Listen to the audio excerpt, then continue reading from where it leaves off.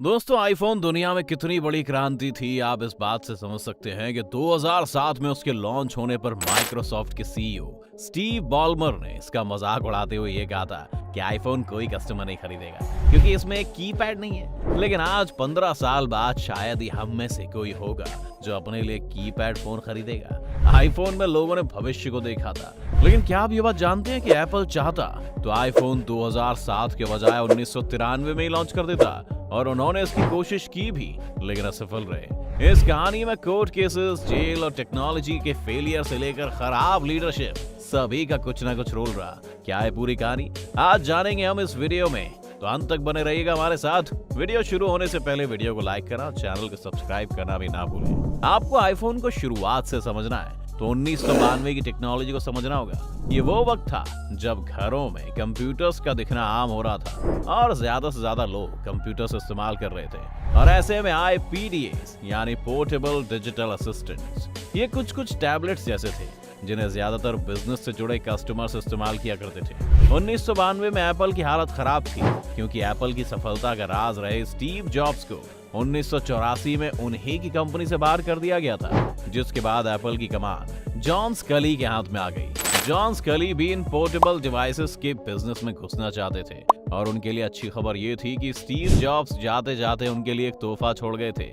ये थे Steve सोकोमैन, Apple के वो इंजीनियर जिन्हें स्टीव जॉब्स ने तब हायर किया था जब उन्होंने HP के लिए पोर्टेबल कंप्यूटर बनाया था, और इसके बाद वो 1983 में एप्पल में आए। जॉब्स को कंपनी से निकाले जाने के बाद सोकोमैन को एप्पल ने नजरअंदाज कर दिया और उन्हें हार्डवेयर डिपार्टमेंट में काम देखने के लिए कहा। कुछ ही सालों में सोकोमैन अपनी इस नौकरी से परेशान हो गए और 1987 में उन्होंने एप्पल छोड़ने का फैसला किया। एप्पल के उनके मैनेजर्स ने उन्हें जाने नहीं दिया, बल्कि एक टीम बना दी जो नए और इनोवेटिव आइडियाज पर काम करेगी। इसी टीम ने फिर एक नया डिवाइस प्रपोज किया जिसका नाम था एप्पल न्यूटन।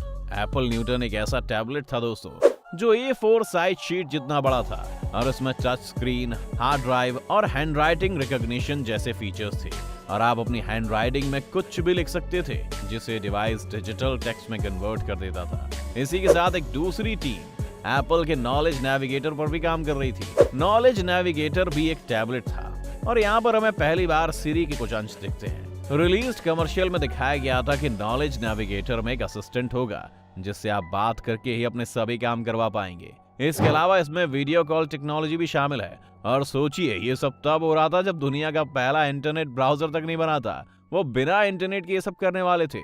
इसके अलावा एक तीसरी टीम एक पॉकेट क्रिस्टल नाम के डिवाइस पर काम कर रही थी जो बाकी दोनों जैसा ही था, लेकिन इसमें 3.5 किलो की बैटरी लगी थी जो कई हफ्तों तक चलती थी। 1990 में कंपनी के चलते कुछ विवादों के कारण सोकोमैन ने आखिरकार एप्पल छोड़ दिया, पर एप्पल ने न्यूटन पर काम करना नहीं छोड़ा। जून 1992 के कंज्यूमर इलेक्ट्रॉनिक शो में जॉन स्कली ने अनाउंस कर दिया कि वो जल्द ही न्यूटन को लॉन्च करने वाले हैं, लेकिन परेशानी ये थी कि न्यूटन अभी तक तैयार नहीं था। न्यूटन में कई तरह के इश्यूज थे, अलग अलग हैंडराइटिंग होने के कारण वो सभी लेटर्स को अच्छे से नहीं पहचान पा रहा था। इसके अलावा ज्यादा काम करने के कारण वो जल्दी हीट भी होने लगता था, लेकिन स्कली ने फिर भी इसकी बड़ी घोषणा कर दी। आज के समय में अगर एप्पल इतना सक्सेसफुल है तो वो इसलिए क्योंकि आज एप्पल चाहे तो डुअल सिम कार्ड या बाकी सभी फीचर्स लेट रिलीज करता है, लेकिन वो ये बात ध्यान में रखता है कि टेक्नोलॉजीज पूरी तरह से रेडी हो ताकि उनके कंज्यूमर को कोई परेशानी ना आए। खैर, स्कली इस बात पर विश्वास नहीं करते थे, उन्हें जल्दी से एप्पल न्यूटन से पैसे बनाने थे। इस अनाउंसमेंट के बाद सभी इंजीनियर्स प्रेशर में आ गए। कुछ लोग तो 15 से 20 घंटे तक दिन भर इसी प्रोजेक्ट पर काम कर रहे थे।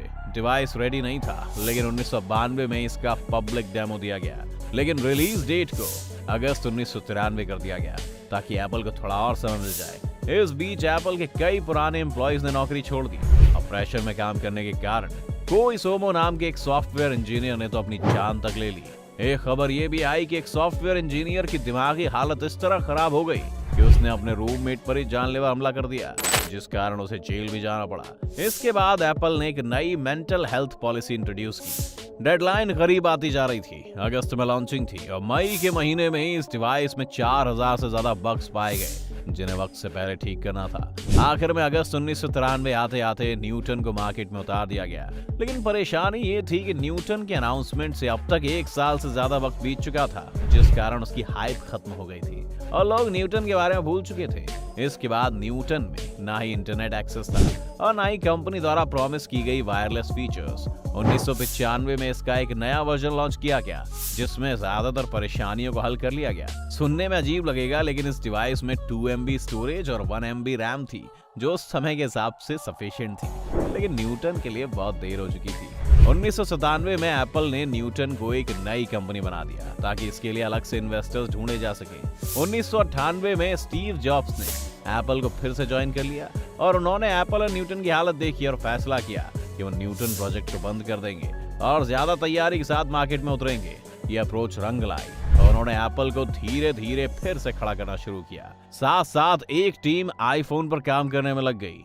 न्यूटन के साथ 3 परेशानियां थी जो स्टीव जॉब्स ने आते ही आईफोन के लिए ठीक की। पहला तो ये कि न्यूटन से कस्टमर्स परेशान थे और हर तरफ मीडिया में न्यूटन के बारे में सब कुछ बुरा ही बुरा सुना जा रहा था। आईफोन के लिए स्टीव जॉब्स ने ये ध्यान रखा कि इसे इस्तेमाल करने वाले यूजर को एक बेहतरीन एक्सपीरियंस मिले और हाई क्वालिटी प्रोडक्ट बनाकर उन्होंने इसे मार्केट में लॉन्च किया। न्यूटन के साथ दूसरी परेशानी ये थी उसमें इंटरनेट का ना होना।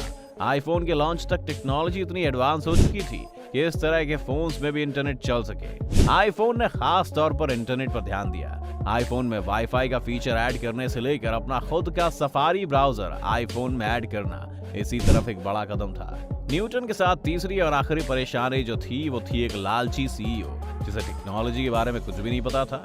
वो सिर्फ न्यूटन से पैसे कमाना चाहता था, जबकि स्टीव जॉब्स का विजन आईफोन को मार्केट में लाकर दुनिया बदलने का था और उन्होंने दुनिया बदली भी। आज जितने भी स्मार्टफोन्स दुनिया भर में हैं, वो सभी आईफोन के कारण ही हैं। यही वजह है कि न्यूटन और आईफोन में फर्क साफ दिखता है। जहां न्यूटन के दुनिया भर में 2 लाख मॉडल ही बिके थे, वहीं आईफोन ने अपने पहले 5 साल में 13 करोड़ से ज्यादा मॉडल्स बेच दिए थे, जो कि एक रिकॉर्ड था। आज भी हर नए आईफोन की सेल्स एक नया रिकॉर्ड कायम कर जाती है। तो ये थी वो कहानी जिसमें हमने आपको बताया कि कैसे एप्पल शायद 1993 में ही आईफोन बनाते बनाते रह गया। उम्मीद है आपको ये वीडियो पसंद आई होगी। वीडियो पसंद आने पर वीडियो को लाइक करें और चैनल को सब्सक्राइब करना ना भूलें।